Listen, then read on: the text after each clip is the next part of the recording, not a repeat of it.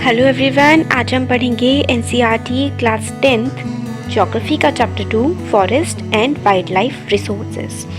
तो जो फॉरेस्ट हैं और वाइल्ड लाइफ रिसोर्सेज हैं वो क्या होते हैं? हम जो अपना प्लानट है वो शेयर करते हैं millions of other living beings. हम ह्यूमन बींग्स हैं और हम जो अपने प्लानट को शेयर करते हैं वो प्लांट्स के साथ और वेरियस एनिमल्स, माइक्रो ऑर्गेनिजम्स के साथ हम शेयर करते हैं, जैसे कि bacteria, lichens, banyan tree, elephants, blue whales. और हमारा जो पूरा का पूरा हैबिटाट है उसमें हम लोग सब साथ में रहते हैं और इस पूरे हैबिटाट की जो बायोडाइवर्सिटी है वो बहुत ही ज़्यादा है। ह्यूमंस और बाकी सारे जो ऑर्गेनिजम्स हैं वो मिलके काफ़ी ज़्यादा एक कॉम्प्लेक्स वेब बनाते हैं इकोलॉजिकल सिस्टम का। इकोलॉजिकल सिस्टम क्या होता है? जो हमारे आसपास जितनी भी चीज़ें हैं, लिविंग ऑर्गेनिज्म, उनके साथ इंटरेक्ट करके इकोलॉजिकल सिस्टम बनाते हैं। और ये बहुत ही कॉम्प्लेक्स एक जाल जैसा है क्योंकि इसमें बहुत सारी चीज़ें आती हैं। इसलिए अब हमें एग्जाम्पल दिया गया है जैसे कि plants, animals, microorganism recreate करते हैं quality of air we breathe. किस तरीके से हम लोग क्या करते हैं? ह्यूमन बींग्स कार्बन डाइऑक्साइड को रिलीज करते हैं, प्लांट्स रिलीज करते हैं ऑक्सीजन। हम लोग को ऑक्सीजन चाहिए, प्लांट्स को कार्बन डाइऑक्साइड चाहिए अपने को मतलब रिप्रोडक्शन करने के लिए और फ्रूट्स प्रोड्यूस करने के लिए। तो इस तरीके से हम एक दूसरे की हेल्प करते हैं। हम लोगों को फॉरेस्ट से टिम्बर मिलती है, वुड मिलता है, फ्रूट्स मिलते हैं, मेडिसिनल प्रोडक्ट्स मिलते हैं। तो इस तरीके से हम लोग एक बैलेंस बना के सर्वाइव कर रहे हैं। अब ये बॉक्स देख लेते हैं, बायोडाइवर्सिटी और बायोलॉजिकल डाइवर्सिटी क्या होता है। हमने पिछले चैप्टर में भी पढ़ा था। ये होता है जैसे कि वाइल्ड लाइफ, जो एनिमल्स हैं और उनके वेरियस स्पीशीज़ हैं, जैसे कि वो काफ़ी ज़्यादा डाइवर्स होते हैं और एक दूसरे से काफ़ी इंटर रिलेटेड भी होते हैं। और बहुत सारे diverse species, wildlife, animal मिल करके क्या बनाते हैं? बायोडाइवर्सिटी बनाते हैं। फ्लोरा और फौना इंडिया का। फ्लोरा का मतलब होता है जो भी चीज़ फ्लावर से, फूलों से रिलेटेड होती है, पेड़ों से रिलेटेड होती है, वो होता है हमारा फ्लोरा। और फौना क्या होता है? जो भी एनिमल स्पीशीज से रिलेटेड चीज़ होती है उसको हम फौना कहते हैं। इंडिया की जो बायोडाइवर्सिटी है वो काफ़ी ज़्यादा रिच है और इंडिया के पास है nearly 8% of the total number of species in the world. मतलब जो पूरे वर्ल्ड में स्पीशीज पाए जाते हैं उसके 8% एनिमल और प्लांट की स्पीशीज इंडिया में पाए जाते हैं। और इनका जो एस्टिमेशन है वो लगभग 1.6 मिलियन है। मतलब 1.6 मिलियन एनिमल और प्लांट के स्पीशीज हमारे देश में पाए जाते हैं। तो पॉसिबली मतलब क्या है कि ट्वाइस और thrice the number yet to be discovered. और कितने सारे जो एनिमल और प्लांट के स्पीशीज़ हैं वो तो अभी तक डिस्कवर ही नहीं हुए हैं। तो उस मतलब ऐसा क्या मानते हैं कि जितने डिस्कवर कर लिए गए हैं उसे 2 गुने और 3 गुने तो अभी और ज़्यादा डिस्कवर होने हैं। तो इस तरीके से हमारी जो वाइल्ड लाइफ है वो काफ़ी ज़्यादा रिच है। अब ये बॉक्स देखते हैं, 81,000 स्पीशीज़ ऑफ फौना मतलब फ्लावरिंग प्लांट्स, 47,000 स्पीशीज़ ऑफ 81 जो फौना है, फौना मतलब एनिमल्स वाला, फ्लोरा 47,000। इतना ज़्यादा हमारी कंट्री में मिलता है। और एस्टिमेटेड है कि 47,000 जो प्लांट के स्पीशीज़ हैं उसमें से 15,000 जो फ्लावर के स्पीशीज़ है वो एंडेमिक है इंडिया के लिए। अब एंडेमिक का मतलब क्या होता है? किसी भी पर्टिकुलर जगह पर जो चीज़ पाई जाती है और सिर्फ वहीं पाई जाती है वो चीज़ होती है एंडेमिक। मतलब हमारे देश में पाई जाती है तो दुनिया में कहीं और नहीं पाई जाएगी वो। ये होता है एंडेमिक का मतलब। और एटलीस्ट 10% जो है इंडिया, वो India's recorded wild flora and fauna. मतलब 10% जो है इंडिया का वाइल्ड फ्लोरा और फौना, 12% मैमल्स जो हैं वो थ्रेटन्ड लिस्ट में। थ्रेटन्ड मतलब उनकी एग्जिस्टेंस को काफ़ी खतरा है कई सारे रीजन्स की वजह से, जैसे पोचिंग हो गया और हैबिटाट डिस्ट्रक्शन। हम पेड़ काट रहे हैं, जंगल काट रहे हैं, पानी, वेटलैंड सूख रहे हैं, लेक सूख रहे हैं। इसकी वजह से उनकी जो लाइफ को है वो काफ़ी ज़्यादा थ्रेट है। इसलिए 10% जो फ्लोरा है, 20% मैमल्स। मैमल्स मतलब जो यंग वंस को पैदा कर सकते हैं, दूध देने वाले जो जानवर होते हैं उनको काफ़ी ज़्यादा खतरा है, वो थ्रेटेड लिस्ट में है। क्रिटिकल लिस्ट में भी है और मतलब एक्सटिंक्ट होने वाले हैं, ख़त्म होने वाले हैं उनके। जैसे एग्जांपल है चीता, इंडिया से तो ख़त्म ही हो चुका है चीता 1952 में ही। Pink headed duck, mountain quail, forest spotted owlet और ये और भी काफ़ी सारे एग्जाम्पल्स हैं हमारे पास। और इनमें से काफ़ी सारे स्पीशीज़ जो ऐसे हैं वो तो ख़त्म भी हो चुके हैं और हमें उनके बारे में शायद कभी पता नहीं था और नहीं पता चलेगा। और अभी भी हमारे पास मतलब काफ़ी सारी बायोडाइवर्सिटी बची है जिसको हमें कंजर्व करके रखना चाहिए। अब डू यू नो में देखते हैं कि 79 species of mammals, 44 of birds, 15 of reptiles and 3 of amphibians threatened है। मतलब इतने सारे जो स्पीशीज़ हैं एनिमल्स के वो बहुत ज़्यादा मतलब खतरे में हैं। और नियरली 1500 प्लांट स्पीशीज़ जो हैं वो एंडेंजर्ड बाई मानी जाती हैं। तो मतलब यही बताया गया है कि हम लोग काफ़ी ज़्यादा नुकसान पहुंचा रहे हैं अपने एनवायरनमेंट को, और ये लोग बहुत ही जल्दी विलुप्त हो सकते हैं, दुनिया से ख़त्म ही हो सकते हैं अगर इनका कंजर्वेशन नहीं किया गया तो। वैनिशिंग फॉरेस्ट ये वाला जो पार्ट है, वैनिशिंग का मतलब होता है ख़त्म होना, ख़त्म होते जाना एक प्रोसेस के साथ। तो फॉरेस्ट जो है वो टाइम के साथ ख़त्म होते जा रहे हैं। वही हमें इसमें बताया गया है कि इंडिया में जो डिफॉरेस्टेशन है, डिफॉरेस्टेशन का मतलब पेड़ों की कटाई करना, काटना उनको, उसकी वजह से काफ़ी ज़्यादा डिक्रीज़ आ गया है। ये हमारा डाटा पुराना है, इसलिए इसको पढ़ने का कोई ज़्यादा मतलब बनता नहीं है। तो मतलब अभी जो इंडिया का फॉरेस्ट कवर है वो 20-21% कुछ है, बहुत कम है। जो आइडियल होता है वो 33% होना चाहिए किसी भी देश का। बाकी देखते हैं इसमें कि जो अब इसमें आगे बता रहे हैं कि जो IUCN है, international union for conservation of nature and natural resources ने क्लासिफाई किया है वेरियस प्लांट्स और एनिमल के स्पेशी को इस तरीके से। नॉर्मल स्पेशीज मतलब जो बिल्कुल जिनको कोई भी थ्रेट नहीं है, जिनके सर्वाइवल को, उनको हम नॉर्मल स्पेशी कहते हैं। जैसे कि कैटल मतलब जो हमारी गाय भैंस होते हैं उसको हम कैटल कहते हैं। साल ट्री है, एक पाइन भी एक ट्री है, और रोडेंट्स रेंगने वाले जो जानवर होते हैं, बाकी दूसरे जो जानवर हैं उनको मतलब नॉर्मल स्पेशीज है, कोई खतरा नहीं है। एंडेंजर्ड स्पीशीज ऐसे होते हैं जो डेंजर में होते हैं, जिनकी एग्जिस्टेंस और जो एनवायरनमेंट में जो चेंज हो रहा है उसकी वजह से उनका एग्जिस्टेंस काफ़ी ज़्यादा मतलब मुश्किल हो गया है। उनके एग्जांपल्स हैं black buck, crocodile, Indian wild ass. ये एग्जांपल्स काफ़ी ज़्यादा इंपॉर्टेंट होते हैं। दो दो तीन तीन एग्जांपल्स जनरली हमें लर्न होने चाहिए जो इंपॉर्टेंट होते हैं। जैसे कि एंडेंजर्ड में आप एक इंडियन राइनो जो असम में मिलता है काफ़ी ज़्यादा, वो ध्यान रख सकते हैं।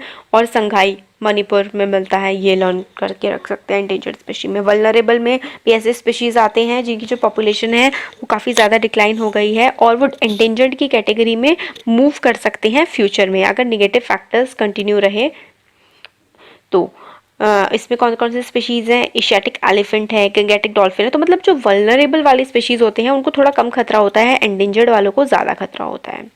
Asiatic lion, Gangetic dolphin rare species को होते हैं जो बहुत ही कम पाए जाते हैं, बहुत ही स्मॉल क्वांटिटीज़ में हमें मिलते हैं, और वो मूव कर सकते हैं एंडेंजर्ड या फिर वल्नरेबल की कैटेगरी में अगर नेगेटिव फैक्टर्स जो हैं उनको अफेक्ट करते रहें। इनके एग्जांपल हैं Himalayan brown bear, wild Asiatic buffalo, desert fox और हॉर्नबिल। एंडेमिक जैसे हमने पहले देखा था जो सिर्फ हमारे देश में मिलते हैं, वो ऐसे स्पीशीज़ होते हैं जो किसी पर्टिकुलर एरिया में मिलते हैं और आइसोलेटेड होते हैं, अलग होते हैं नेचुरल और जोग्राफिकल बैरियर्स की वजह से। जैसे कि आइलैंड्स हैं, अंडमान निकोबार आइलैंड्स हमारे देश से कटे हुए हैं, इसलिए वो जोग्राफिकल बैरियर है, इसलिए कहीं और वो नहीं मिलते हैं। एग्जाम्पल हमें दिए हुए हैं, एग्जाम्पल बड़े इंपॉर्टेंट है इनके। Andaman teal, Nicobar pigeon, Andaman wild pig, mithun in Arunachal Pradesh. कोई से भी दो लर्न कर लीजिए अच्छे से, वैसे तो सारे लर्न करने चाहिए, काफ़ी इंपॉर्टेंट है। एक्सटिंक्ट मतलब जो खत्म हो चुके हैं, कभी पाए जाते थे और अब मिलते ही नहीं है, जैसे एशियाटिक चीता अब नहीं मिलता।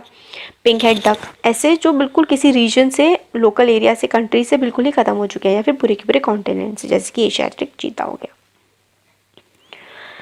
अब हम लोग देखते हैं एशियाटिक चीता के बारे में बताया गया है कि पहले इंडिया में काफ़ी ज़्यादा वाइड स्प्रेड था, पूरे एशिया में वाइड स्प्रेड था, जिसकी स्पीड जो मतलब 112 किलोमीटर पर आवर की स्पीड से मूव कर सकता था, बट अब जो है वो बिल्कुल एक्सटेंट हो चुका है और इंडिया से तो 1952 में ही गायब हो चुका है। फिर हमें बोलते हैं कि निगेटिव फैक्टर्स क्या होते हैं जो कॉज करते हैं मतलब depletion of flora and fauna को में कमी आती है, ऐसे निगेटिव फैक्टर्स कौन से हैं?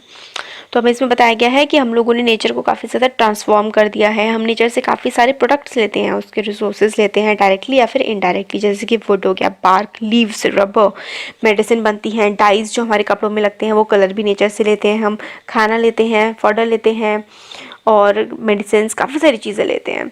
तो इसकी वजह से क्या हो रहा है, हम लोगों ने ओवर एक्सप्लॉयटेशन करना स्टार्ट कर दिया है, और जिसकी वजह से जो है फॉरेस्ट और वाइल्ड लाइफ डिग्रेड हो रही है। हम लोगों ने जंगल काट दिए तो भाई जानवर कहाँ रहेंगे, जंगल काट दिए, पेड़ काट दिए तो पेड़ों की स्पीशीज़ कम हो गई, इस तरीके से हम नुकसान पहुंचा रहे हैं।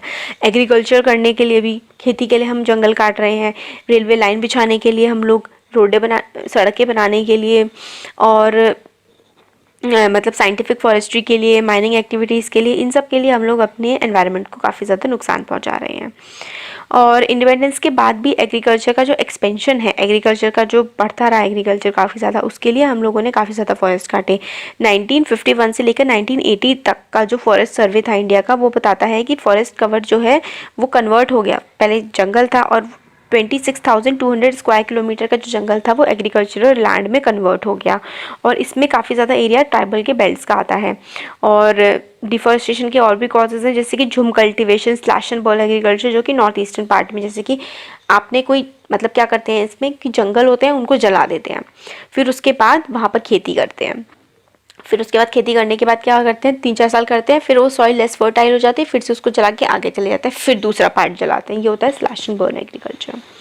जो कॉलोनियल फॉरेस्ट पॉलिसीज़ हैं वो भी काफ़ी ज़्यादा ब्लेम की जा सकती हैं, क्योंकि उन्होंने काफ़ी ज़्यादा मतलब एक्सप्लॉयटेशन किया।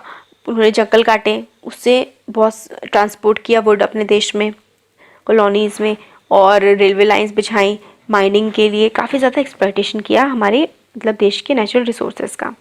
जैसे कि जो चीर पाइन हुआ करता था पहले हिमालयाज़ में, अब पूरी तरीके से वो ऑलमोस्ट रिप्लेस हो चुका है। ओक रिप्लेस कर दिया है चीर पाइन बाहर से आया, और हिमालय की जो ओक होती थी और रोहोडेंड्रॉन फॉरेस्ट जो होते थे उनको बिल्कुल ख़त्म कर दिया, और बिल्कुल एक आर्टिफिशियल जो पेड़ है जो हमारे देश का नहीं था और उस रीजन में नहीं पाया जाता था, चीर पाइन, उसको वहाँ पे लगा दिया गया। लार्ज स्केल डेवलपमेंट फॉरेस्ट भी काफ़ी ज़्यादा इफ़ेक्ट करते हैं फॉरेस्ट को। जैसे कि जो रिवर वैली के प्रोजेक्ट होते हैं, हैबिटेशन लोग रहने लगते हैं, जाके डैम्स बना दिए जाते हैं। जैसे कि नर्मदा सागर प्रोजेक्ट था, सरदार सरोवर डैम, इन सब ने काफ़ी ज़्यादा प्रॉब्लम क्रिएट की है। अब इसमें नहीं गिवन है, बट जैसे कि रिवर लिंकिंग प्रोजेक्ट है, केन बेतवा जो रिवर लिंकिंग प्रोजेक्ट है, उसकी वजह से पन्ना टाइगर रिजर्व का लगभग 10% एरिया सबमर्ज हो गया है वाटर के अंदर। तो ये भी काफ़ी ज़्यादा प्रॉब्लम क्रिएट करता है एनिमल्स के लिए और वहाँ की हैबिटेशन के लिए। बक्सा टाइगर रिजर्व जो है वेस्ट बंगाल में हमारा पड़ता है, वो डोलोमाइट की माइनिंग की वजह से काफ़ी ज़्यादा थ्रेटेंड है, वहाँ काफ़ी ज़्यादा नुकसान पहुँचता है। और हम लोग माइग्रेशन रूट्स भी काफ़ी ज़्यादा इफेक्ट करते हैं एनिमल्स के। हम लोगों ने जंगलों में से सड़कें काट दी हैं और रात में वहाँ पे ट्रैफिक चलता है, और जिसकी वजह से जो स्लीपिंग पैटर्न है एनिमल्स का, रात को जानवर तो सोते हैं तो उनको बहुत ज़्यादा प्रॉब्लम होती है, जो लाइट्स वगैरह पड़ती हैं उनसे, हॉर्न बजते हैं, हॉकिंग होती है। और जो काफ़ी ज़्यादा जो फॉरेस्टर्स हैं, एनवायरमेंटलिस्ट हैं, वो मतलब सजेस्ट करते हैं काफ़ी सारे फैक्टर्स ये भी हैं कि वुड कलेक्शन होता है, ग्रेजिंग होती है, मगर ये काफ़ी ज़्यादा छोटे फैक्टर्स हैं, इनसे इतना ज़्यादा फ़र्क नहीं पड़ता है। क्योंकि कोई वुड जो कलेक्शन होता है, लोग टहनियाँ तोड़ते हैं, कोई ना कोई मतलब अपने घर में चूल्हा जलाने के लिए कोई पेड़ थोड़ी ना काट देते हैं, लोग सिर्फ टहनियाँ इकट्ठी करते हैं, तो इतना ज़्यादा फैक्टर नहीं है। इंडस्ट्रियलाइजेशन जो है और एग्रीकल्चर जो है, उसके लिए हम लोगों ने पेड़ों को काटा है, मेडिसिन के लिए हम लोगों ने काटा है, वो हमारे लिए काफ़ी ज़्यादा मतलब नुकसानदायक हमने पहुँचाया है नेचर को और पेड़ों को। अब जैसे हिमालयन यू का एग्जांपल है, ये जो हिमालयन यू है जिसको हम टेक्सास वेलेचियाना के नाम से भी जानते हैं, ये एक मेडिसिनल प्लांट है, मतलब दवाइयों में यूज़ होता है, जो कि हिमाचल प्रदेश में, अरुणाचल प्रदेश में, मतलब हिमालयाज में पाया जाता है। इसमें एक केमिकल कंपाउंड होता है टेक्सोल, जो उसके बार्क से, मतलब उसके जो तना होता है ना, उससे, उसकी जो नीडल्स होते हैं उसमें जो कांटे टाइप के होते हैं, ट्विग्स से, उसकी रूट से, इन सब से क्या है, उसकी टहनियों से और उसकी रूट से मिलता है। इसकी वजह से इसको मानते हैं कि जो टेक्सोल इससे मिलता है ये सक्सेसफुली ट्रीट कर देता है कैंसर्स को, और बहुत ज़्यादा मतलब बेचा जाता है एंटी कैंसर ड्रग की तरह। इसकी वजह से इसका ओवर एक्सप्लॉयटेशन हो रहा है और थ्रेट है कि ये बिल्कुल ख़त्म ही हो जाएगा। अब नेक्स्ट इसमें कि मतलब हैबिटेट डिस्ट्रक्शन कैसे होता है। हैबिटेट डिस्ट्रक्शन हम करते हैं ना, पेड़ वेड़ काट के वहाँ पे रेस्टोरेंट बना दिए, सड़कें बना दी, डैम्स बना दिए, फिर हंटिंग करके मार के जानवरों को पोचिंग करके उनका व्यापार करके मार करके, ओवर एक्सप्लॉयटेशन, मतलब जितना नेचर हमें दे नहीं सकती उससे भी ज़्यादा हम लेने की कोशिश कर रहे हैं, पॉल्यूशन फैला रहे हैं इंडस्ट्रीज से, व्हीकल से, और मतलब फैक्ट्रीज से जो फर्टिलाइज़र वगैरह आ रहा है वो एक पॉइजन की तरह तो काम करता है। फॉरेस्ट फायर्स होती हैं, ये काफ़ी ज़्यादा इफेक्ट कर रही हैं हमारे देश की बायोडाइवर्सिटी को। और अनइक्वल डिस्ट्रीब्यूशन और अनइक्वल एक्सेस, मतलब किसी के पास तो बहुत ज़्यादा है, किसी के पास बहुत कम है, ये भी हमारे ह्यूमन एनवायरनमेंट को बहुत नुकसान पहुँचा रहा है। पॉपुलेशन बहुत ज़्यादा बढ़ गई है, इसकी वजह से भी एनवायरनमेंट काफ़ी ज़्यादा डिग्रेड हो रहा है। सिटीज़ में पॉपुलेशन बढ़ रही है, पेड़ कट रहे हैं बहुत ज़्यादा। और मतलब जैसे कि जो डेवलप्ड नेशंस हैं, ऐसा बोलते हैं ये डेवलप्ड नेशन की जो थर्ड वर्ल्ड कंट्रीज़ हैं। अब थर्ड वर्ल्ड कंट्रीज़ क्या होती हैं, जब सेकेंड वर्ल्ड वॉर के बाद जो वर्ल्ड था वो दो पार्ट्स में डिवाइड हो गया था एक तरह से। एक था रशियन वाला, जो यूएसएसआर वाला पार्ट था, और एक था अमेरिका वाला पार्ट। जो अमेरिका के साथ थे फर्स्ट वर्ल्ड, जो यूएसएसआर के साथ सेकंड वर्ल्ड, और जो इन दोनों में से किसी के साथ नहीं थे उनको थर्ड वर्ल्ड कहा गया। थर्ड वर्ल्ड कंट्रीज जनरली काफ़ी पुअर हुआ करती थी, डेवलपिंग नेशन थे। ये जो बड़े बड़े नेशंस हैं ये खुद को बहुत ज़्यादा स्मार्ट समझते हैं, और लोग बोलते हैं कि जो डेवलपिंग नेशन है इनमें बहुत ज़्यादा पॉपुलेशन है और ये लोग जो है एनवायरनमेंट को डिग्रेड कर रहे हैं। मगर एक्चुअल में फैक्ट ये है कि ये डेवलप्ड नेशन ने पहले से ही एनवायरनमेंट को बहुत ज़्यादा नुकसान पहुंचा दिया है, और एक एवरेज अमेरिकन, एक एवरेज सोमालियन के कंपैरिजन में 40 टाइम्स ज़्यादा एनर्जी को यूटिलाइज करता है। यूटिलाइज क्या करता है, वेस्ट करता है।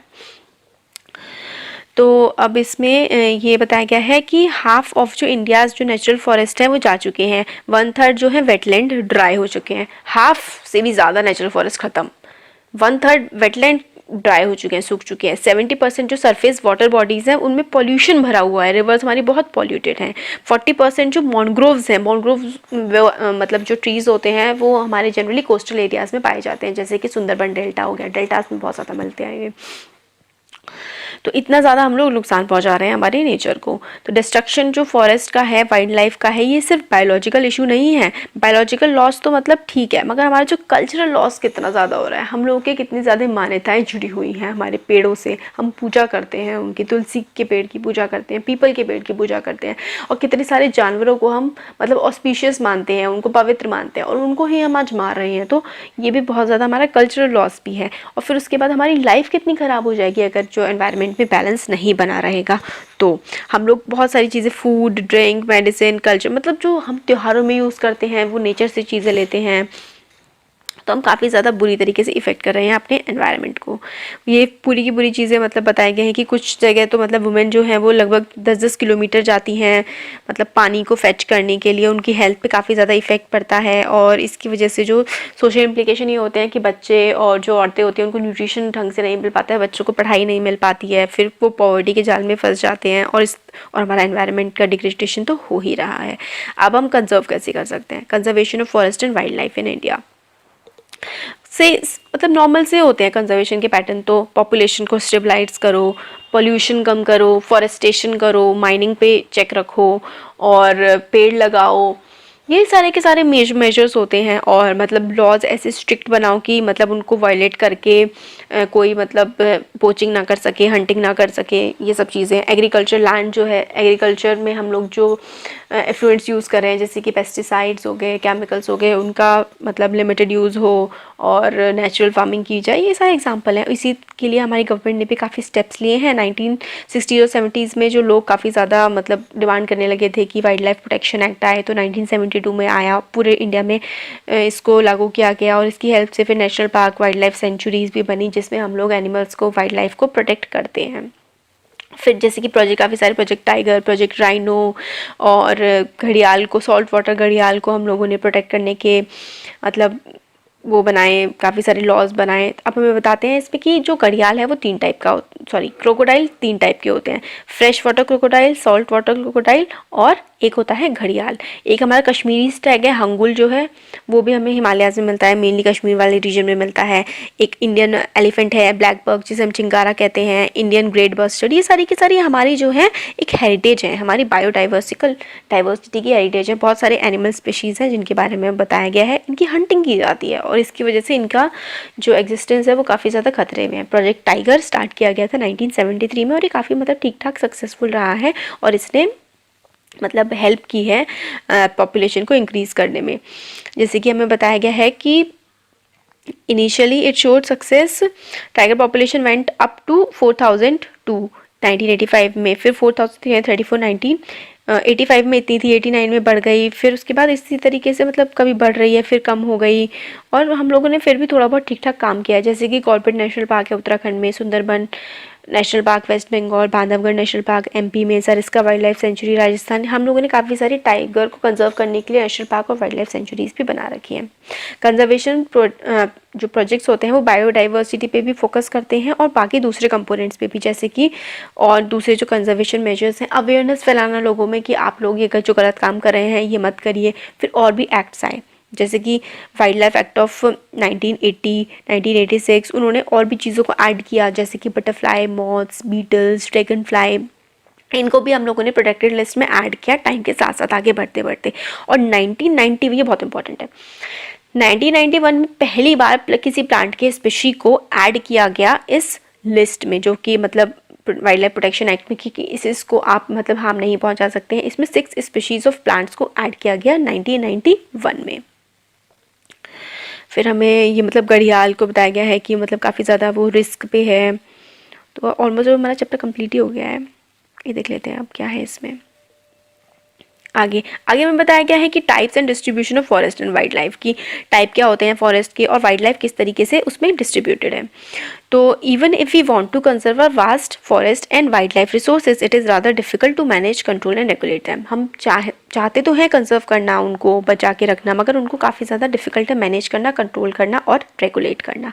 तो गवर्नमेंट ने क्या किया है, फॉरेस्ट को काफ़ी सारी कैटेगरीज में डिवाइड कर दिया है। क्या है, एक होता है रिजर्व फॉरेस्ट, जिसमें more than half of total forest land जो है वो रिजर्व मतलब फॉरेस्ट हम लोगों ने डिक्लेयर करते हैं। जो भी हमारे फॉरेस्ट लैंड है उसमें से हाफ से भी ज़्यादा हम लोगों ने रिजर्व उसको डिक्लेयर कर दिया गया है। उसमें क्या होता है, कंजर्वेशन किया जाता है वाइल्ड लाइफ रिसोर्सेज का, और इसमें बहुत ही मुश्किल से जाने की परमिशन मिलती है कि मतलब ह्यूमन एक्टिविटी काफ़ी ज़्यादा कम होती है।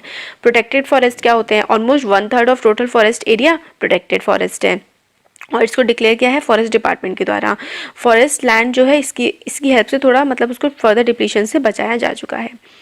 और अनक्लासिफाइड फॉरेस्ट जो होते हैं वो होते हैं गवर्नमेंट को बिलोंग करते हैं और प्राइवेट इंडिविजुअल या फिर कम्युनिटीज़ को बिलोंग करते हैं। रिजर्व फॉरेस्ट और प्रोटेक्टिव फॉरेस्ट जो है वो रेफर्ड कर मतलब reserve forest plus protective forest, इसको हम कहते हैं परमानेंट फॉरेस्ट एस्टेट।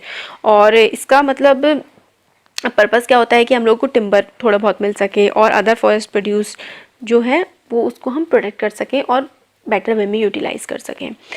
तो reserve forest plus protective forest से हमारे बनते हैं परमानेंट फॉरेस्ट। मध्य प्रदेश में जो लार्जेस्ट एरिया है परमानेंट फॉरेस्ट का और कॉन्स्टिट्यूट करता है 75% of total forest area. Madhya Pradesh में सबसे ज़्यादा फॉरेस्ट एरिया पाया जाता है हमारे देश में इन नंबर ऑफ मतलब एरिया के उसमें अगर हम देखें तो।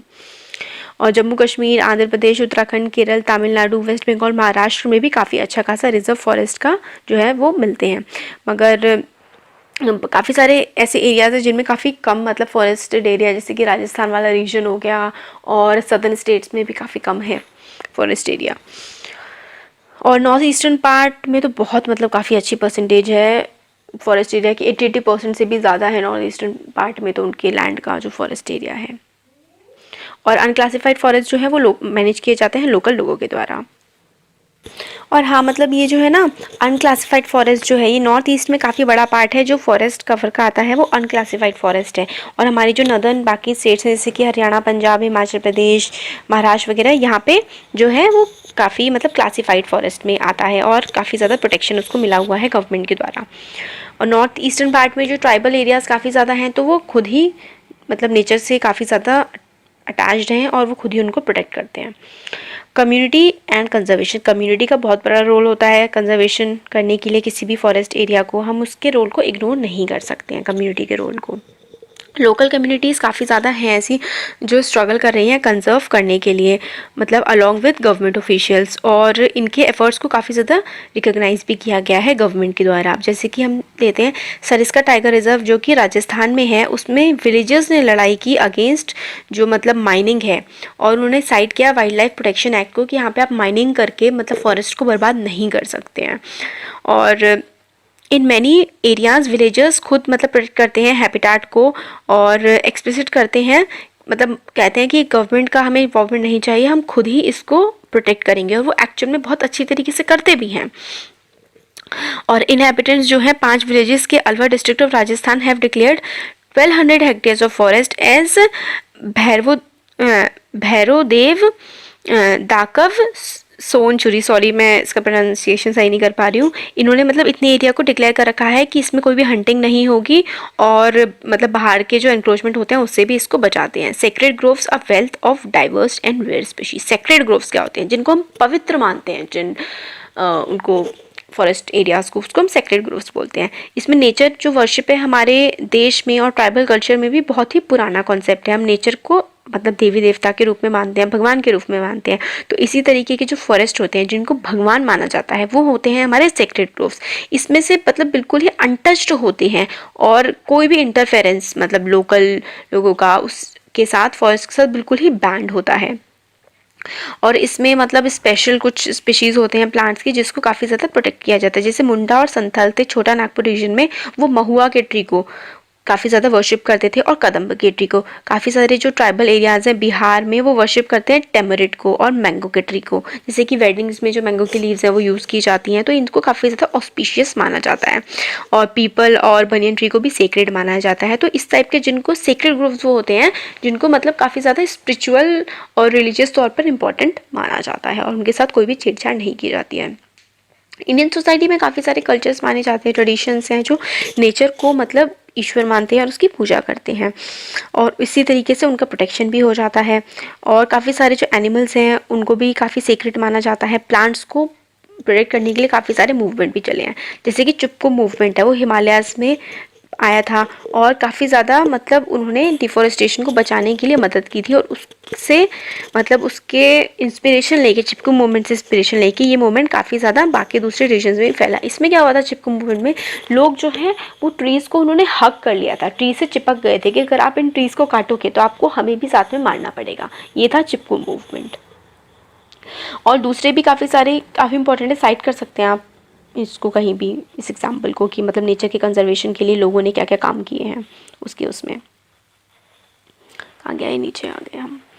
चिपकू मूवमेंट और एक बीच बचाओ मूवमेंट था, जिसमें बीच बचाओ आंदोलन जो कि टिहरी में हुआ था, और टिहरी वाले रीजन में हुआ था। बीज बचाओ मतलब जो हमारे इंडिजिनस बीज हैं उनको बचाने के लिए मूवमेंट चला था, जो मतलब फॉरेन बीज यूज़ कर रहे हैं उसके अगेंस्ट। और नावदन्या एक मूवमेंट था जिसमें Navdanya have shown that adequate level of diversified crops production without the use of synthetic chemicals are possible। मतलब इसमें भी नावदन्य और बीज बचाओ आंदोलन में जो आपके नेचुरल हैं, जो आपके नेटिव हैं, आपके देश में जो बीज मिलते हैं उनको यूज़ करो, सिंथेटिक मत यूज़ करो जो बाहर से आ रहे हैं। और इंडिया में joint forest management programme furnish करता है एक काफ़ी अच्छा एग्जांपल, जो इन्वॉल्व करता है लोकल कम्युनिटीज़ को मैनेजमेंट करने के लिए, और रेस्टोरेशन ऑफ डिग्रेडेड फॉरेस्ट। मतलब लोकल कम्युनिटी को इन्वॉल्व करता है जॉइंट फॉरेस्ट मैनेजमेंट, कि आप लोकल लोग और जो हैं गवर्नमेंट वो साथ मिलकर काम करेंगे फॉरेस्ट को बचाने के लिए। और जो programme, the programme has been in formal existence since 1988 से मतलब ये एग्जिस्टेंस में है। जो उड़ीसा स्टेट ने पहली बार रिजोल्यूशन जब पास किया था इसके लिए, जॉइंट फॉरेस्ट मैनेजमेंट के लिए, और इसमें लोकल लोग और गवर्नमेंट साथ मिलकर काम करती है, और इन्होंने काफ़ी सारे प्रोडक्ट्स को और नेचुरल फॉरेस्ट को बचाया भी है। तो मतलब ये फिर लास्ट में हम कहते हैं कि एक मतलब लेसन है हमारे लिए कि हम लोगों को एनवायरनमेंट का डिस्ट्रक्शन और रिकंस्ट्रक्शन, हम लोग जो बर्बाद कर रहे हैं, हम उसको अगर दोबारा से ठीक नहीं करेंगे तो हमारे लिए काफ़ी ज़्यादा वो हार्मफुल हो जाएगा, और हमें रिसोर्सेज को मैनेज करने की काफ़ी ज़्यादा ज़रूरत है, ताकि हमारी जो लाइफ है वो यहाँ पर सस्टेन रहे, और हम नेचर का इसी तरीके से यूज़ करते रहें इको फ्रेंडली वे में, ताकि हम लोगों को वो इकोलॉजिकली रिवॉर्डिंग भी हो और लाइफ ठीक ठाक बनी रहे। हो गया chapter complete. Thank you so much. Like a bird on a tree